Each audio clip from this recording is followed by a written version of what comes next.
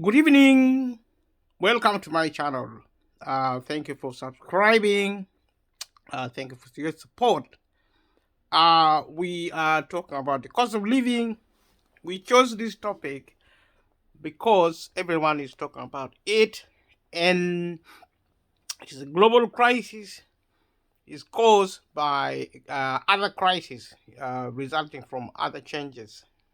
In the other videos, if you haven't watched it, subscribe to my channel and watch the other videos, and leave a comment below, share with different people, your family, friends, and let me know what you're thinking, because what has happened so far, I've actually decided to talk about the cost of living in terms of the help in the UK being given to people who need help, and that is a solution. I mean, a lot of people are in a lot of need in the UK, and what happens in the UK is happening also across the globe.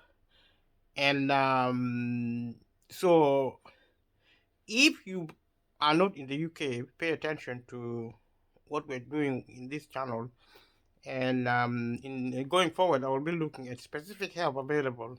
But what I have to say to people, if you watch the other videos I've posted, I say the government is giving a lot of help, but the help, um, little. They are very little. The help is very little, and it's so difficult to get it. It's scattered all over the place, with the statutory bodies, the local authorities, in other parts of the country, with charities. There are help with the energy companies. There are charities provided food, known as food bank. And at the moment, I'm trying to identify the broad problem to do with government policy and the changes which occurred in the UK and across the globe. We are privatizing the economy. It's a global agenda, and the process of privatization is complete, and globalization also is complete. Globalization is actually means countries are closing down, are becoming a global country. The globe is becoming one nation state. Some people call it super states, and I want people to know that. I mean, those who are interested in solving their problem should listen, should watch this video. You should look for information from different sources. If you are to, because with privatization, something called capitalism, and capitalism involves individualism. It means individualism means the state is actually involved freedom as well. Because if you're free from the state, and that's the whole argument, the whole political argument, and also policy outcome. What the government has done has actually successfully implemented capitalism, the market economy. The market economy involved closing down the public sector. That is what happens. The public sector is closed. It has to be closed. Otherwise, you can't run capitalism and socialism at the same time. If you want to know what socialism and capitalism is, leave a comment below. Then we'll continue to talk about that. I've already explained a lot about what capitalism is and what socialism is in the other videos. Look for these videos on my channel to connect them with these videos, because otherwise you may not understand what I intend to do here to allow people to speak. Because freedoms of speech is the beginning of solving every problem, social, economic, including the cost of living. And those who need help from the government get it. Go to the government website, go to the government agencies, go to charities. I have actually mentioned these charities on my video. I will continue to mention them. As I improve this channel, as I continue to improve the channel, I will be providing more information on the video so that you know where help is. And what happens in the UK is very similar to what happens in Europe and in the developed world, and also in developing world because of globalization. That is why at the moment, I'm actually explaining the cost of living in terms of globalization, because globalization means what happens in one country is quite similar to what happens in another.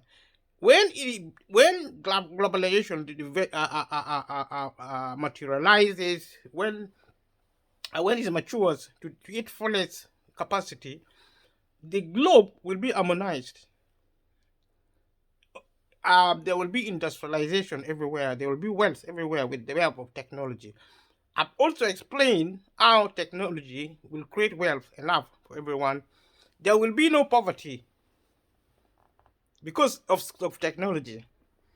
That is, if we learn how to live peacefully. That is what I call cultural economy. Cultural economy is the opposite. It's not opposite, but it's different from, probably around parallel to what I call developmental economy, which is wealth and all the other aspects of power. But when I talk of cultural economy, it means education. People learn respect for themselves, respect for others. And as individuals, you are supposed to respect yourself and respect others, respect your property, respect the property of another. That is the basis of the thinking. And that is going to produce peace, because people will learn peace. The reason people keep fighting, because they disrespect each other. They disrespect themselves. If you are a human and you respect a human, beginning with you can't fight somebody you respect. And if you think about it carefully, any conflict, any war is rooted in disrespect, is abuse. So people who disrespect each other actually are abusive to each other. If you do abuse one another, then there's not going to be peace. It may sound simple. The more power you have, the more rude you're going to be, the more violent you're going to be, the more you're going to create problems for yourself and for other people, and there cannot be peace. It doesn't matter how rich we are. That is what I want people to talk about. Leave a comment below. Let me know what you want. Let me know what you think about what I am talking about. Share the video so that other people can also access it. I want this channel to grow, to be big, so that it is seen. In social media terms, we need to be visible as a channel. We are having a visibility problem because we are only 1 month old. So if you share it, if you subscribe, if you campaign for the channel, if you like what you see, if you value what I'm doing, work for it, keep it alive, make it grow, so that what I am doing can help. Because the message in this channel is that you are on your own, because you're free. You're free from the state. The state used to help you. You're free from the state. You can create another interdependence. You can be, you are now free. You're independent as an individual. You can create one freely, in my opinion, in the short and the medium term. You can create it for purposes of peace, but also for purposes of survival in terms of material relationships. We used to have the welfare state.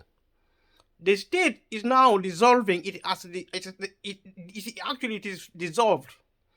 What is left now is a residue. What you see of anything resembling a state is actually a residue.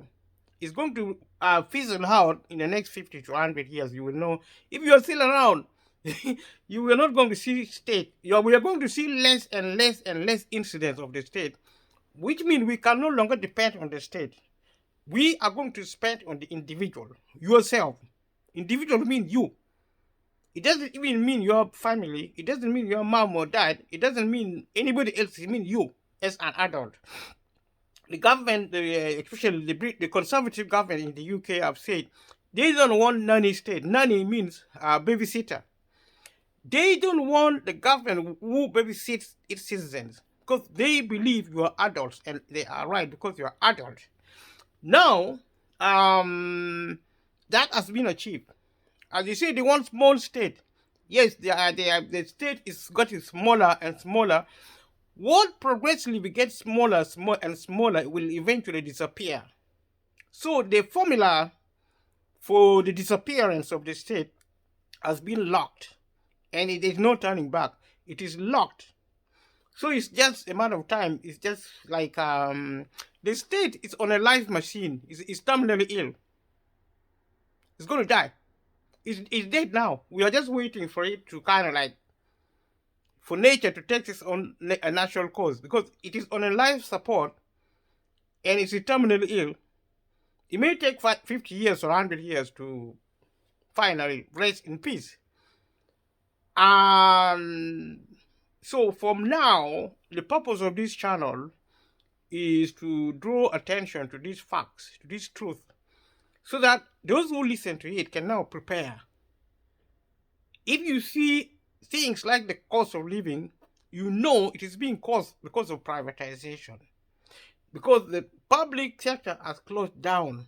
That's why there is no funding for public services. Whatever funding is given is symbolic, and it is not enough.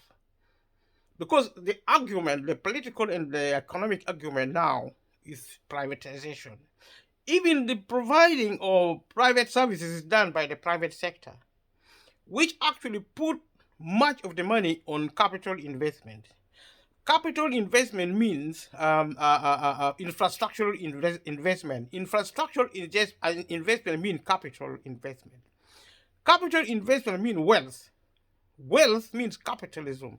Capitalism means wealth, if you like, if you're interested. So capitalism is about creating wealth.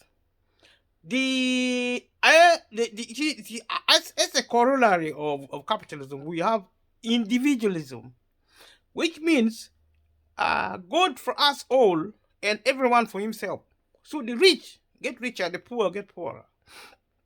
The rich get rich as individuals, and at their own choice, in their own choices, because they're free, in their own at their own choosing, they can form such communities of the wealthy. That is their choice. If they let you into their party, then you are invited, but it is the likelihood is that you are not going to be invited to their party.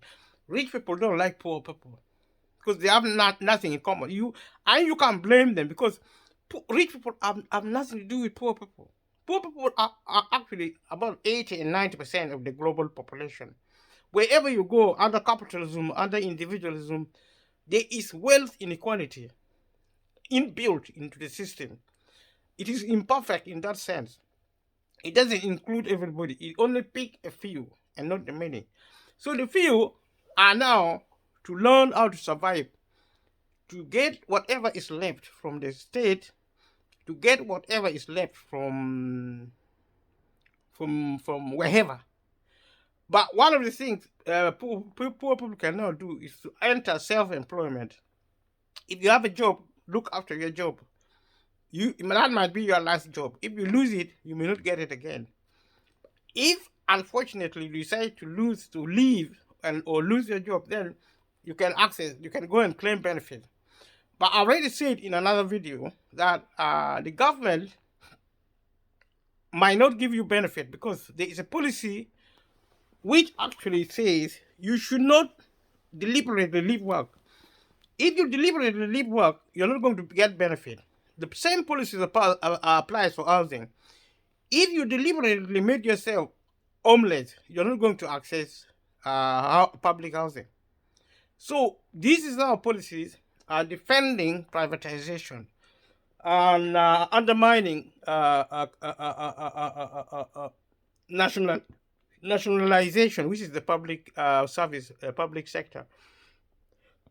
The political argument is that the public sector wastes wealth.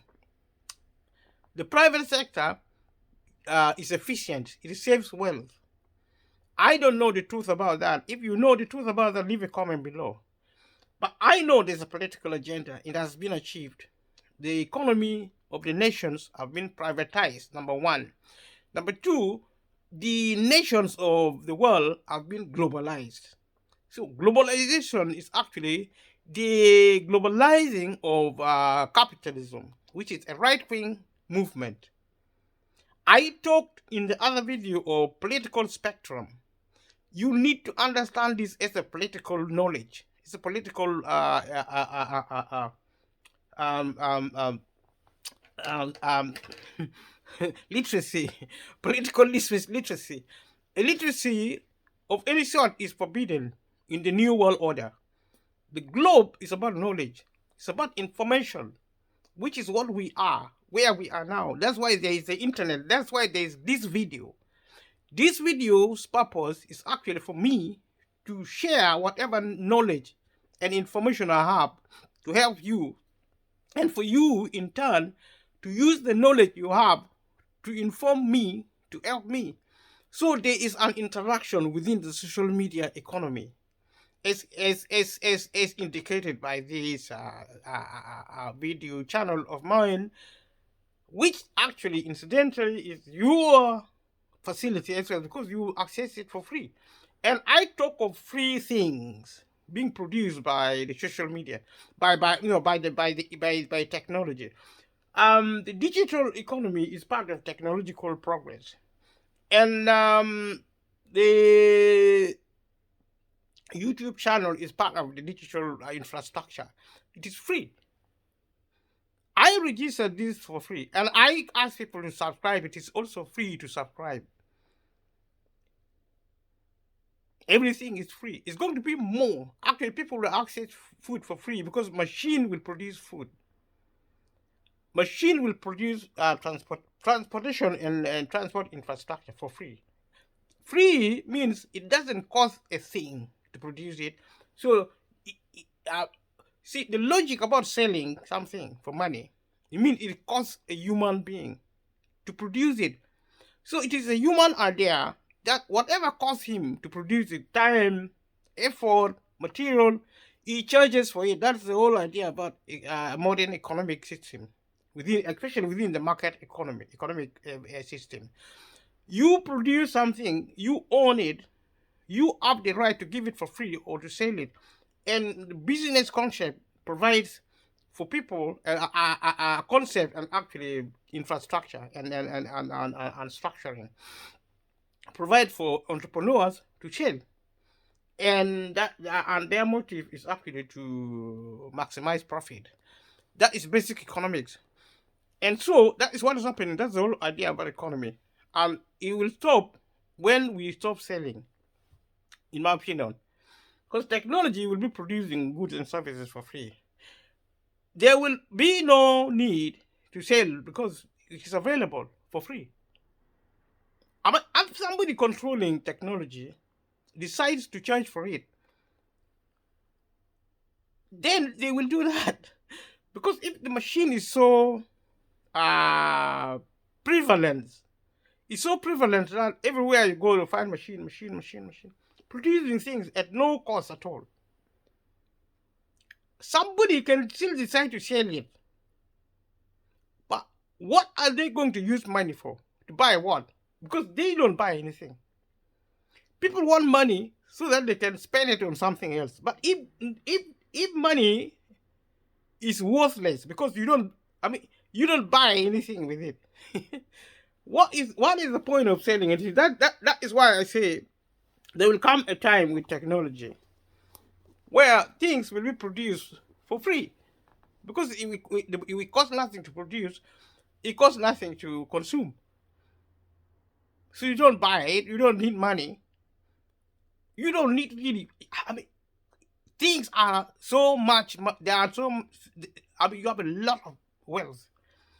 That is the vision for the future, in the way I see it, caused by. So we can suffer now. Our generation, maybe the 4, 5, 10 generation from now, may suffer poverty. But in my opinion, going forward, things will change. There will going to be wealth in abundance. Then we are going to have to address the issue of peace, the human question the human side of progress, because we can talk of material progress. That is what we are doing when we talk about money. It's material progress. We talk about the economy, wealth, material progress. How about humans? How do you deal with attitude? How do you deal with mindset in what I call the cultural economy? Because I believe culture teaches people to be good or bad. So there is a choice. People can change their mind to be good. If you are psychologists or whoever they are, see, if you focus on something long enough, you become that. You are what you think. So if you focus on good, better, and best, you will become good. That is my argument. You think I'm wrong, leave a comment below. If you think I'm right, leave a comment below. But I think it is true. This is scientific, psychological. The way people think determine their behavior. See, their behavior, I think, produce habit probably character. This character will test a man or a woman, whether they are good or bad. Good people actually produce peace, love, harmony, and happiness. And that's the reasoning. Because we are human, we have the capacity, we are actually very efficiently built by nature. We are perfect in most cases because, I mean, look at your life. How many times do you take medication? You don't, because you are perfect. Now, see, you are actually healthy. You are more healthy than sick. And when you set out to do something as a human being, you can actually be perfect. That's why we did so much to build cities, to build empires. You see what mankind have done. What mankind has, you see how able they are. I mean, they can produce perfection. You see? And if they work together, they are going to be strong. They're going to, divided we stand, together we stand, for divided we fall. That is what I mean, cultural economy. Because people are able. They are so capable. If they're united, nothing will defeat them. They will achieve, they will succeed at doing something wrong or doing something right. And they have the capacity to decide to do what is right, to do what is wrong. And they have the power, you see, to actually educate themselves, to actually change from being wrong to right. It's the way they decide to think. I'm going to do something good. I'm going to do something good. I'm going to do something good in their head. This is science. I think biological science. Leave a comment below and let me know what you think. And there is hope, therefore, in humanity, because they can change. Humans can change. And humans are something else. They can be friends. They can love. Love is the most mysterious element. Because love produces power. See? And, when you start loving, you produce something called harmony. You go into a home where children understand love, adults understand love. Maybe the ones you see on television, maybe it is different. It's up to you to discover it. There is something called love. Whether you know what it is or whether you don't, it is one of the greatest power mankind possesses. This can produce an environment of peace and harmony and happiness. Happiness is the product of friendship. You can only be happy if you have a friend. If you don't have a friend, you're going to be miserable. We saw it during the lockdown, COVID-19. We saw it. Life became a nightmare. This is actually the human answer to the questions, including the cost of living. People only think of money. People think of only material things which the government gives. How about friendship? How about doing charity? How about hard work? Hard work, if you don't work, you are not going to succeed. That is a fact. Anybody who doesn't work in the real world will not succeed. Unemployment is the worst form of evil in society. If you see people who cannot work because of a problem, maybe it doesn't matter what the problem comes from. Unemployment, especially in a modern society like Britain, in the developed economic world, but also in the developing countries, if people sit idle, they don't work. That is a sign of failure. You cannot succeed if you do not work. You can never, never, never succeed. This is what parents should teach their children at all costs. This is what schools should teach their children at all costs. This is what the government should teach the nation at all costs. Work and work. And the government which does not promote work is an evil government. And my argument is that because the government closed down the government closed down public sector, he made a mistake because people will not be able to work. Private sector do not create work. They don't create jobs. They only create enough to support their businesses. If they get technology, they will have no need for human labor. Fortunately, the machine will be doing work for humans. So humans don't need to work anymore. That's why humans will be successful by using machine. But that is in the future. Right now, because we have to work, we need money. We need to work with our hands to get what we need and what we want. We cannot succeed if we are not working. It doesn't matter how, if you're sick, the best thing to do is try to do something.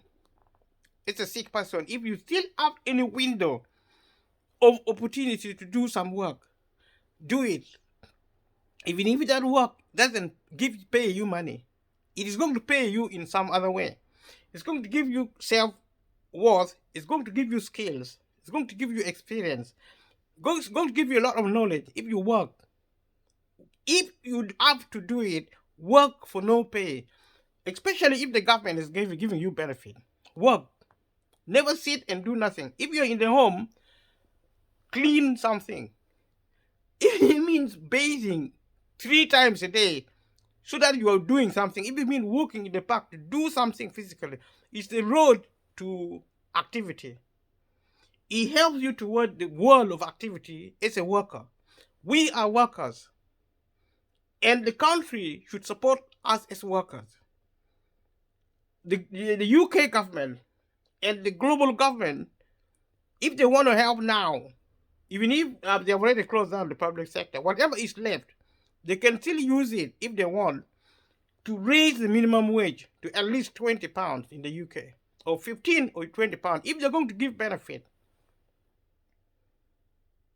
It's going to be, they have to help people financially, up to £15, 15,000 to £20,000 per annum in benefit.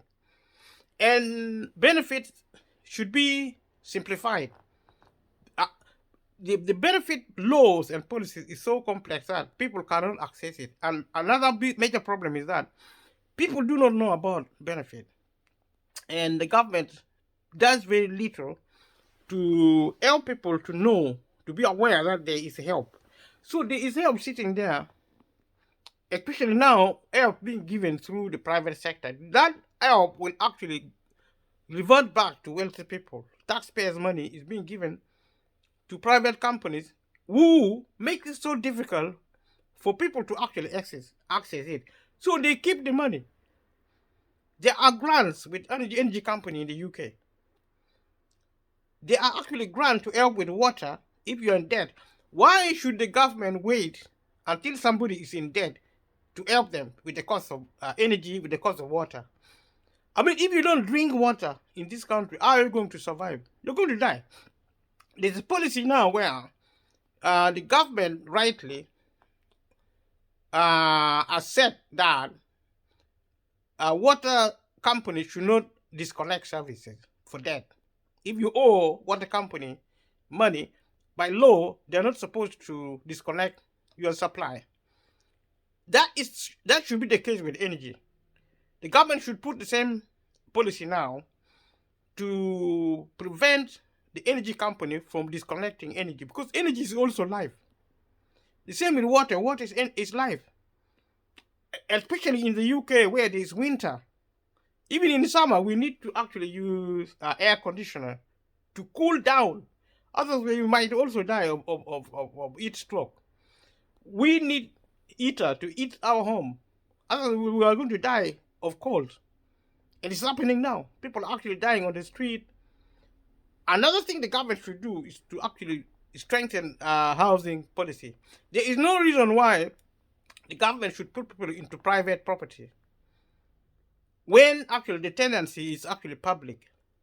With the council, with the local authority, they're putting so many people on a waiting list. People wait for years and years and years for no reason, except that the government doesn't want to invest in the public sector willfully and to deliberate policies so that to frustrate the public sector.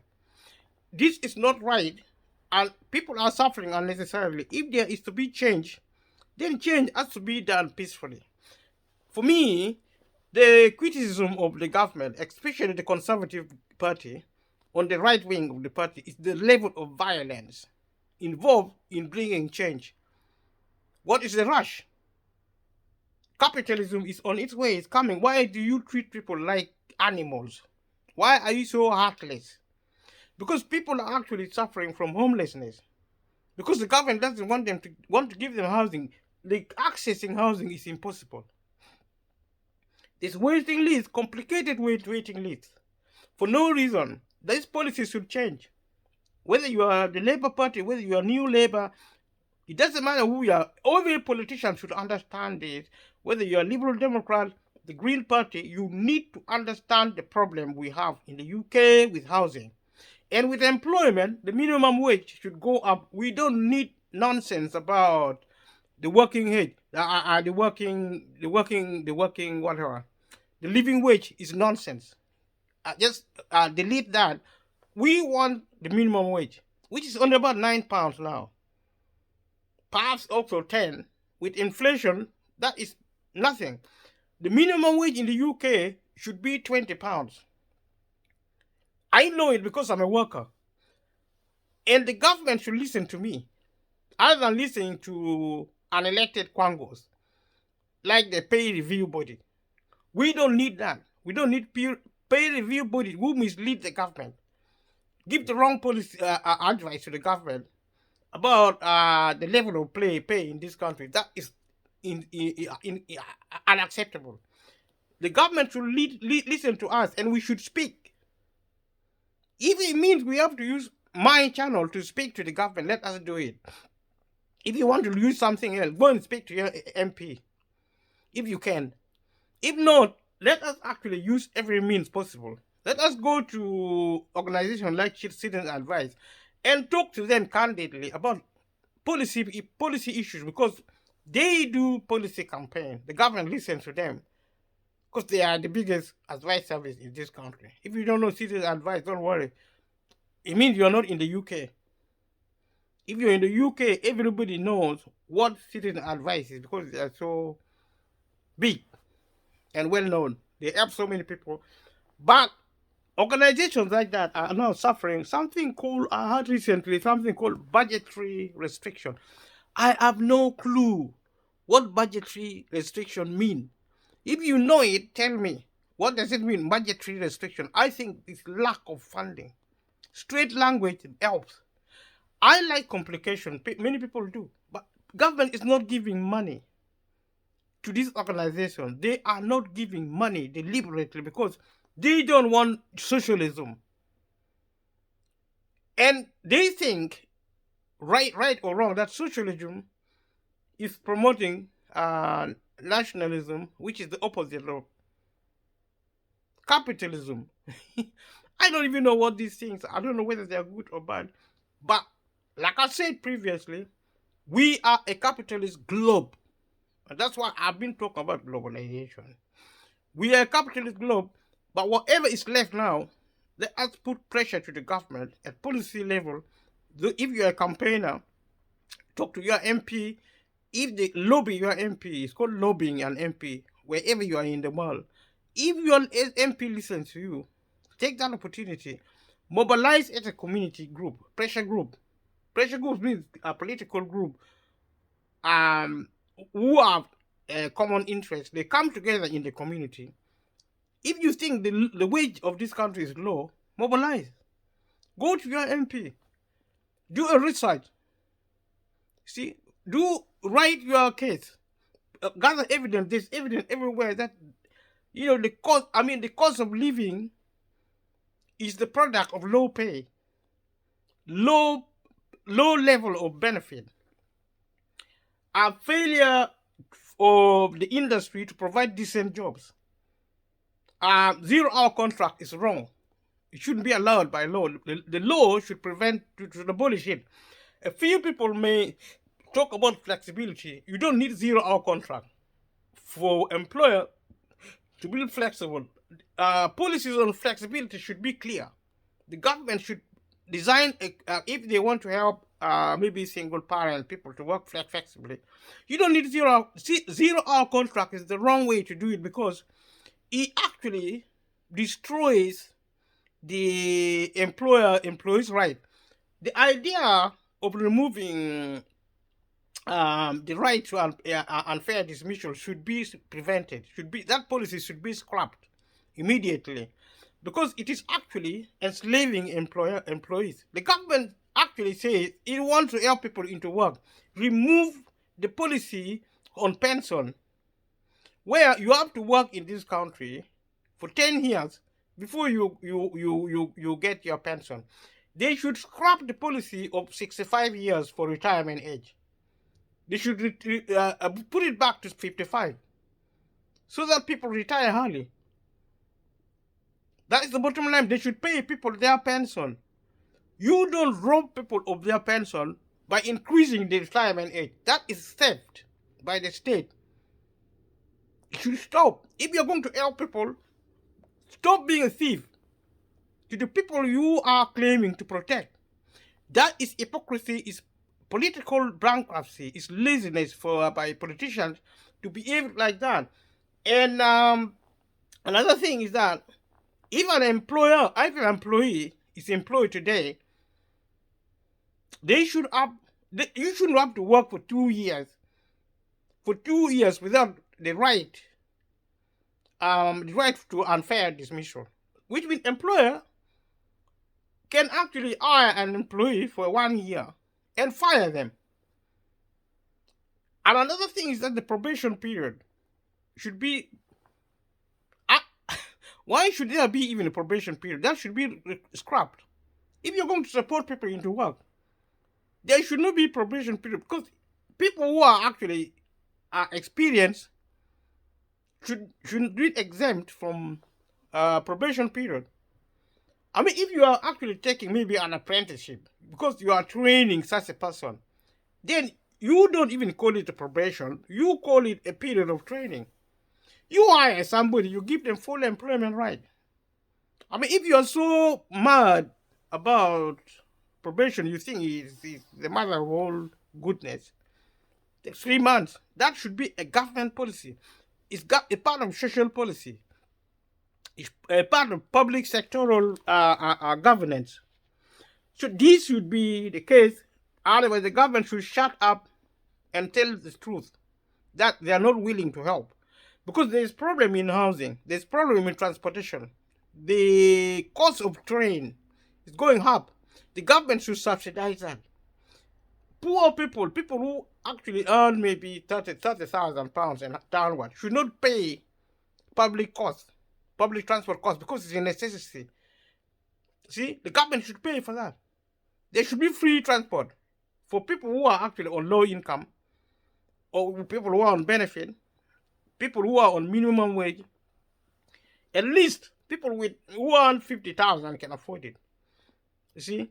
And congestion charges should also be scrapped. The nonsense about environmental protection should stop, because it is causing problem to the poor. Rich people can afford congestion charges. Poor people don't. Every time the government puts such a policy, it's actually creating more problem. Parking charges, parking restrictions should stop. If people are to drive, there is no logic in putting a parking restriction in central London when you have to go and park your car there. Parking your car there, going to work or going to shop. Why should you be disallowed to park in central London or in any other part of London because of parking restrictions? That should be scrapped for the reason that it actually punishes the poor. The rich can afford it. They can afford chauffeurs. They can afford taxis. They can afford to park their cars at car parks, expensive car parks. They can afford to park their cars at parking meters. If they can afford to drive anywhere they like, they can even afford to actually get parking tickets. Even their car can be clamped. Their car can be removed. They don't care because they're rich. So every policy of the government, social policy, is hurting the poor. And that is not right. It should stop. The government which is actually for the many and not for the poor. The government who claim they want to give our country back should actually think again and start helping people more effectively. And the people should speak out. If you want to go and demonstrate, but don't break the law. If you want to break the law, you break the law. But if you get into trouble, willingly take up the consequences. My advice is don't break the law in any way. Whatever you're trying to do it within the law. You have to do a research. You have to, if you're a lawyer, give free legal advice to people in your dealing. Just give 1 hour in a social media. You can come to my channel and give legal advice to people if you want. If you actually discover me, if we meet in this channel, if you want to give free legal advice on employment, welcome. And use this channel to give free legal advice to people who may need it, or actually make an arrangement to meet them somewhere, or phone them, or do whatever. Give what you can, and if you are actually an accountant, give something back to the society. But the society itself, the community itself, as families, should actually forming small communities as families and as friends. Start forming communities so that you can survive, you can plan, you can mobilize, you can also socialize. You begin to make your voice heard. Plan how to lobby your MPs. You plan how to put pressure on the government to change policy. Freedom of speech. Freedom of speech is what this channel is about. And that's why I'm talking about this thing. And because it's the real world, from now on, the government is not going to listen to anyone. Because they are focused on one thing. Tidying up the globe, tidying up the country, and making this country a capitalist country, and making the globe a capitalist globe, is nothing going to stop them. We need to survive. We need to develop a strategy as the poor of the world. 90% of this country are poor. Because until you lose your job, then there's no going to be any middle class. The middle class are still talking because they keep their jobs. What if you lose your job? How middle are you going to be? There's nothing like middle class. There is working class and the upper class, the ruling class, the people who rule over us, the rich. I never said this before.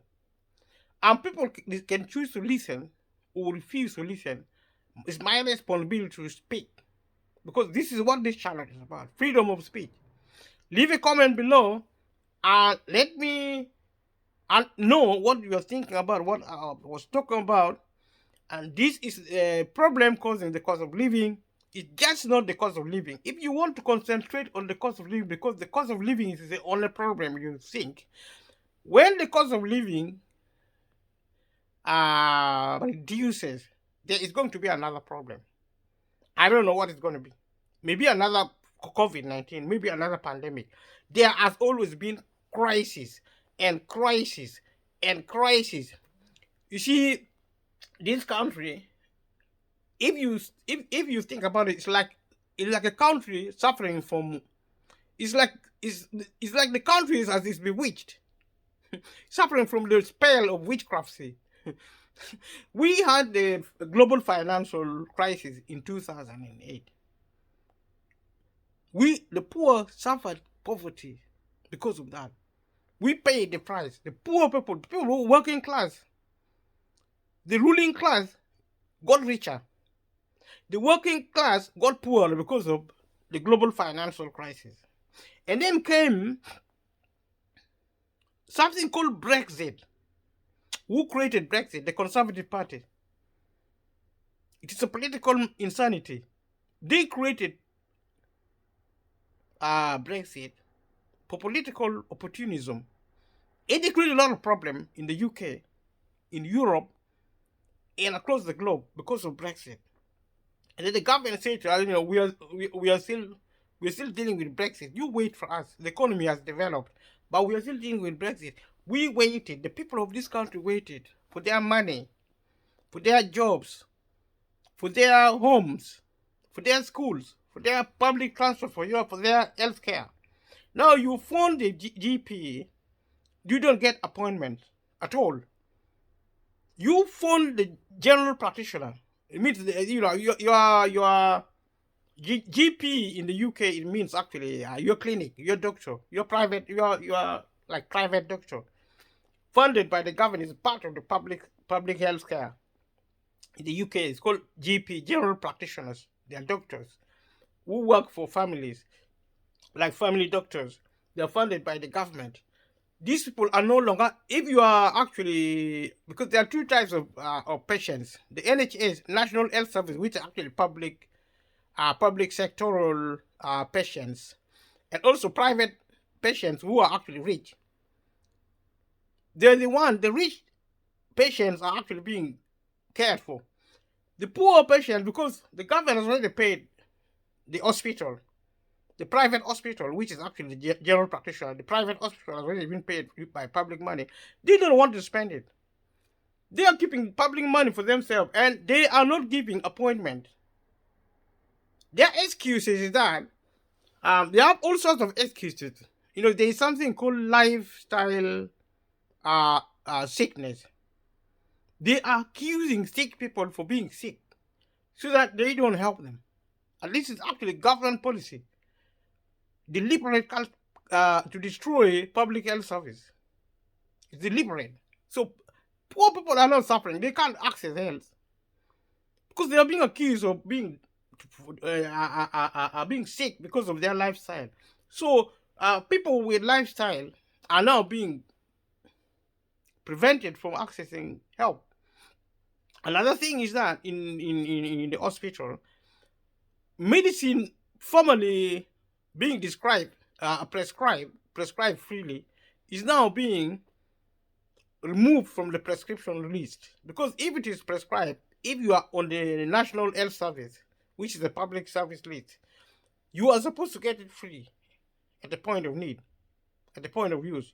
That is government policy. But in practice, medicines which used to be prescribed, which means they were free for patients who are on public health service list, these now are being sold at the counter because they have been removed from the prescription list. That is how the government, in collusion with private health supplier, preventing poor people from accessing public health service at the public clinic, at the NHS.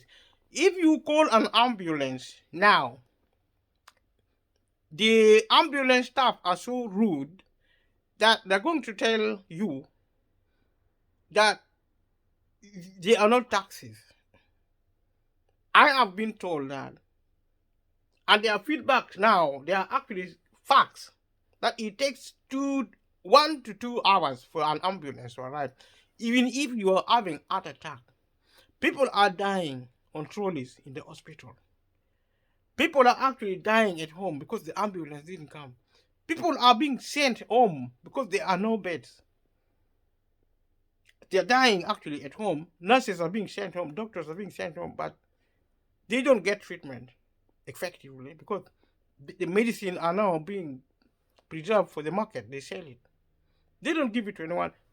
The same with the dentist. You phone your dentist if you are a public service user, a patient. You phone your dentist. They are going to tell you their list is full. They have no capacity. They are not taking in any new patients. And so people are actually being excluded from public service. The government is telling us they're supplying public service through private companies. Private companies are actually locking that, and that's the same with the gas company. The gas company, people are actually dying in their homes because the gas boiler is blowing. It's actually catching fire. The state of if you ask them to change maybe boilers, takes forever. The waiting list, you can wait for 6 weeks without boiler. You can 6 months without a working boiler in your home. That is happening now. You can wait for 6 weeks, waiting for 6 weeks without boiler. They can bring some expensive heating equipment like maybe and some of those actually are found to be defective. They have been causing fires. Those temporary boiling machine. So the public sector, if you go to any government department, if you go to the DWP, for example, Department for Work and Pension, you will be referred to as customer. Now, we are not customers. We are public service users. We are not customers. We are not going to buy anything. They're calling us customer because now, if you go to the hospital also, they don't call you customer, but the doctor will be asking you what you want. It's as if you are the doctor. It's like you are going to a shop. I want A, B, C, D. Then the shop assistant gives it to you. The doctor is trying to is supposed to diagnose what the problem is, but the doctor expects you to know. Like when I went to the hospital, the doctor told me I should be an expert on gout. They said there's an health condition called gout. If you suffer from gout, be an expert on gout. So now you're like a customer. You should know what you want. It's like you're responsible for your life. The government is no longer your babysitter. If you have heart condition, if you have cancer, you should do your own research. You go to the hospital, the doctor tells you you should check yourself. If you have testicular cancer, if you have cancer, you have to do your own homework. It's like now, patients are being turned into maybe customers who should actually treat themselves. And this negligence is willful, is because the government is intent on destroying public service, and the poor people are suffering, and they are voiceless. Nobody speaks for them. The government do not listen because nobody even speaks. The MPs are too busy to even speak, and if they speak, they are contradicted because of party politics. Open the TV, if you're in Britain, wherever you are, look at something called BBC Parliament. Look at the Prime Minister's question time. Look at the debates. You think the Labour Party, which is in opposition now, and the Conservative, which is in government, are from two different planets. But they're British. They're from this earth. If you want to be confused, listen to debates in Parliament. You will not go back if you want your sanity. The leader of opposition is saying one thing, the government is saying another. There are people on the other side of, it's called adversarial politics. They know the truth. Nobody speaks the truth. In my opinion. Because if you knew the truth, you will be speaking the same thing. And so we bring this idea that, we are individuals. My understanding is not your understanding. This is a product of cultural confusion. We are humans. We should have more in common than what we don't have in common. See, this is the cultural confusion promoted right from Westminster to defend capitalism, to defend what you now call democracy, competitive politics, adversarial politics. People are entitled to their opinion, but in fact they are partisan. The Labour Party on one side, the Liberal Democrat on one side, the Scottish National Party is on another. Everybody is towing their party line. You see, the only thing they don't tell is the truth. So politicians are actually trained not to answer questions. If you think I'm lying, listen to the news. Don't even, sometimes you have to really listen to the BBC's parliament. Unfortunately, or fortunately, the British people don't actually watch the BBC parliament. And if they watch it, I'm not trying to insult them, they don't understand what they're doing. The last thing you're going to do is to understand what the politicians are talking about, because they talk in something called gobbledygook. Go and look for that word, including spelling, because I don't have time for it. It's called gobbledygook. It is in my another video. Gobbledygook is actually talking like you're speaking in tongue. You speak language, people can hear it, they don't understand. Do you speak English?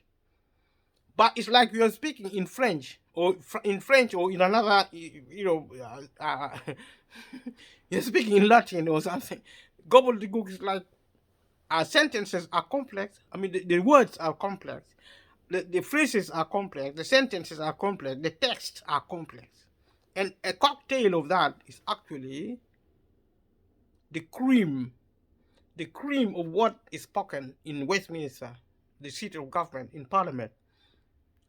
If you hear think tanks speaking and policy experts and senior managers, directors, these are think tanks, you hear them speak, you think they are aliens. They're speaking English. You don't understand what they're talking about. That is called opacity. They speak, but you are deaf. You speak English. You are English. You're born in England. You don't understand anything they say. Accuse me for being dumb, but if the people of this country was clever, they would understand and they would speak and they would access. Social media is here, but people are doing different things.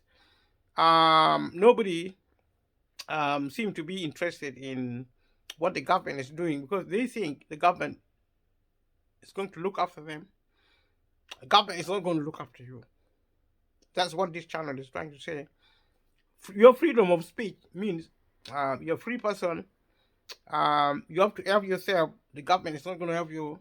From now on, you have to really prepare to help yourself. We have seen it with the cost of living. If the government was helping you, there would not be cost of living, and don't think it's going to go away. We saw it with COVID-19. After Brexit, after the financial crisis, we will talk about terrorism. And terrorism is like all the times. But sometimes we live as if there's no terrorists. And sometimes all we talk about is terrorism. Nothing else. Terrorism. Even if one person shoot another in central London, the media will be talking about it for 1-2 weeks. They're not talking about poverty. They're not talking about government policy on poverty. They talk about terrorism. And you don't even know whether terrorism exists or not. Then when they're tired of that, when something more sexy comes, like Brexit, the media is talking about Brexit. We are still waiting for our money. We are still waiting for our employment, for our jobs. We're still waiting for our health care. We are still waiting for our transport, public transport. We are still waiting for our schools, for our children. We are waiting for housing, public housing. And we don't get it. We are waiting for affordable economy, free of the cost of living. We don't get it. People are still talking about Brexit. When Brexit finishes, we think we are going to rest. And yet we don't realize that there is always no peace for the wicked, which is what this country has become under capitalism. We don't rest. Brexit, we are supposed to get our money. Then there is, after Brexit, COVID-19 came from China. And this is actually the features of globalization. Health, diseases, something, something started in, and we shut, COVID started in China, and within weeks and months, it was all over the world. That is the effect of globalization because of airplane. They are very quick. Only one day. In the past, we used to travel in ships. It take weeks and months traveling from China to come here. So if COVID was actually in China, 100 years, 200 years ago, it may take even a year before it arrived in Britain. COVID wouldn't have been in Britain if it wasn't for globalization. Globalization is using modern technology. And there are future planes which may even take on even trains. Trains are being built as supersonic train. You call it whatever you want to call it. Very fast. They're there. They are going to speed up the process of travel, which is good. But also, if there are diseases in Africa, some of those horrible African tropical diseases, it can go anywhere in the world within a matter of hours.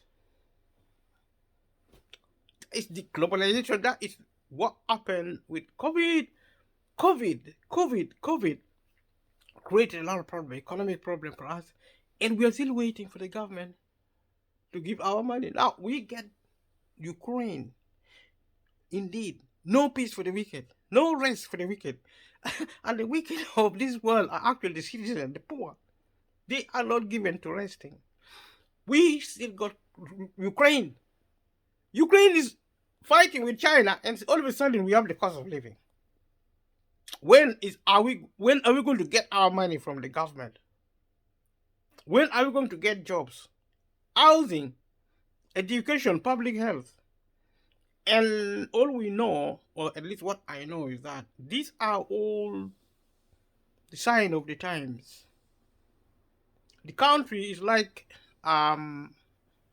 somewhere with the impact of we are like a country suffering from we are like a country which is demon possessed, suffering from demon attack. All sorts of demons, and we don't even know when it is going to stop. But we know one thing, that there's capitalism coming, and these are actually the signs, and it's going to get worse. The message is that let us brace for it. And we have the cost of living with Ukraine, the war in Ukraine. When the war in Ukraine stops, now we are sending tanks there. These are actually pouring fuel into the war. The war in Ukraine is not going to stop anytime soon. It's one of the sexiest crises we have under capitalism. It's really cool. And it's going to go on and on. People are going to be displaced. People are going to, poor people, I mean. In Ukraine, have you any millionaire? No millionaire died there. Everybody who is suffering are actually poor people. That is the problem with capitalism. I mean, and the same with COVID. The people who could not fly were actually poor people. Rich people were able, because the policy was that, you are quarantined. You can stay in a hotel for weeks and weeks. Rich people can afford that. Poor people couldn't. See, if you are locked down in Africa or in Spain or wherever, you can't come back because you don't have the money to come back, even when you could. And I am saying this so that you have to know what privatization means to this country. If you don't know anything, know one thing. Know that privatization is here to stay. It is not going to stop. It's going to go on, and poor people are going to suffer. 90% of the population are poor because they work for a living. Watch my other video for definition of poverty for poor people. If you work for a living, you're poor.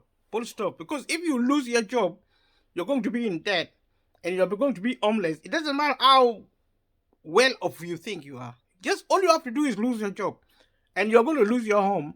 You could even lose your family. Your wife will leave you. Your husband will leave you because of poverty. That is a family crisis. You lose everything. Lose your job. You lose everything. You are in debt, and you can't pay your mortgage. You lose your home, and the government doesn't have housing anymore. You're going to be stuck in a temporary accommodation on a waiting list for years and years and years. And those private property are so expensive. Even if you are working, you might not be able to afford it. The logic of public housing is affordability, and there's something called benefit cap. The government has actually capped benefit for housing. They can't pay. I mean, if you're in a private property, if you are in a big house, you're going to be also charged something if you're on benefit. If you lose your job, you're on benefit. You're maybe living in a 5-bedroom house. You want to continue with the lifestyle because you think you are very cool. But you've lost your job, you've lost your home, you want public housing. You're not going to get it if you're on benefit because there's benefit cap. There is a bedroom tax. I mean, if you are given a council housing and you are on benefit, and your children have grown, if they are 16, if they are not in full-time education, you're going to get benefit cap, a bedroom tax. Because or non-dependent deduction from your benefit. So if you have children who do not work, who are not in full-time education, and you're on benefit, your benefit is going to be reduced by the government. You're going to be in poverty. Your children should also go on benefit. If they don't, then you're in trouble. And the process of accessing benefit is almost impossible. From now and going forward, people will not be able to access benefit. The roads to benefit is blocked. And the condition for benefit is impossible. It's like a nightmare. There's something called what do they call it? What does it call? It's called it's a contract. If you're going to get benefit, you're going to sign a contract. It's called claimant's agreement. Claimant's agreement. And you don't even know what it is. Somebody called a work coach is going to advise you. You don't even know what they're talking about. Talk in their own language. You don't even understand what they're talking about. And charities like Citizen Advice and other organizations have to help interpret this. And it's so hard because they don't even have money. Citizen Advice, all the other charities, local council, they don't have money. They can't help people effectively anymore because without money, everything stops. So legal aid, social services, hospital, employment, you name it, it's gone. So individuals and families and communities should come together and start helping one another. There is going to be what I call from welfare state to individual state. From welfare state to welfare individual. Because you are now an individual, you are on your own. Welfare state is gone. From welfare state to welfare individual, we still have the welfare family. We used to practice that in Africa. See, welfare family, we used to practice that in Africa. Welfare community. We can do community. We help each other. I spoke to a friend who is doing what they call lottery. It's not lottery. They are a group of 5 ladies. They work together. So they organize it's actually how to manage their income. So they give about maybe some amount of money, maybe 300, 400, 500, whatever. And they contribute that, and at the end of every 5 months, they give it to members, individual members. So if you're 5 and maybe you're putting 500, that is actually 2,500 per month. Everybody get 2,500 as a lump sum. So it's a way of saving. It's a saving scheme which is actually community based. It's actually friendly based because they are friends. So we can have welfare friends. Instead of welfare state, we can have one welfare friend. People can now begin to make their own clothes. You buy a sewing machine, you learn how to make your own bed covering, bed sheets. If you can get an allotment, grow your own food. Learn to grow your own food in an allotment. You can apply for it from the council if it is still there. If it's not there, then maybe at the back of your garden. If you have a garden, you can start to learn how to turn part of it into a vegetable patch, and especially if you have bought it or if you have it from the council, because that it will be your property. The council housing actually your permanent property. As long as you pay rent, as long as you behave properly, antisocial behavior is a problem. And all these things you have to be careful if you're in a council housing, because the policy is changing. The attitude is actually to remove you out of. I'm not talking about conspiracy. This is the facts. You do any little thing, you are going to be kicked out of the public housing because they don't want people there anyway. By policy, they're closing down the public sector. They're closing down the social sector. So they will do anything to get you out. They might even conspire. This may be a conspiracy, not to actually repair the property. It's the hardest thing to repair. Is you can burn with fire very easily, because most of the public social housing is now being provided by somebody called housing association. They are private companies. You see, if you're in a social housing, be very careful. Even the council takes forever because they don't have money, literally, to come and replace your boiler. And these boilers normally use gas. If they're defective, they can blow the whole house. The whole house can turn into a bomb. And also wiring. Disrepair is a major problem. People are actually dying of toxic material. It's on the news. People are dying of toxic materials from fire, from disrepair. Moles. Moles are killing people. There are toxic things are being sprayed. People are concerned. They don't, because there's a lot of negligence. The council cannot help because there is no money. There is no money because the government has decided not to finance public sector. That is the only way to close it down.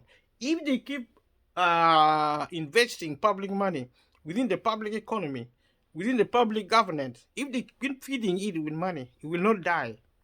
The best ways to kill it is actually to starve it of money. And that's what is happening. That's why there's a cost of living. That's why there's poverty. In the UK, that's why there's poverty across the globe.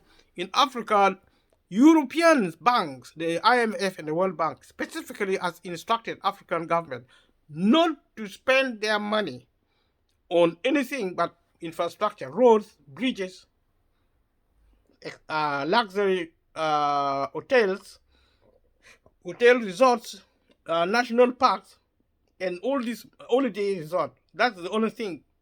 And civil aviation, like airplane, airports, taxis, whatever, buses, trains. Those are the only things. The African governments are not allowed to spend European money on anything. And African countries cannot exist without European money from the IMF and the World Bank.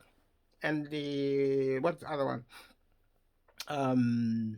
Forget it. Their names are there, but World Economic Forum. These are actually the infrastructures of funding the world. I'm going to stop this video here.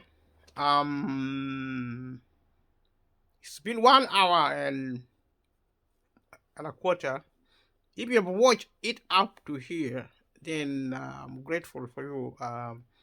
And share it with other people so that they can also enjoy. It's not fair to enjoy something so fantastic as this. If you have been watching it up to now, then you have done really brilliantly.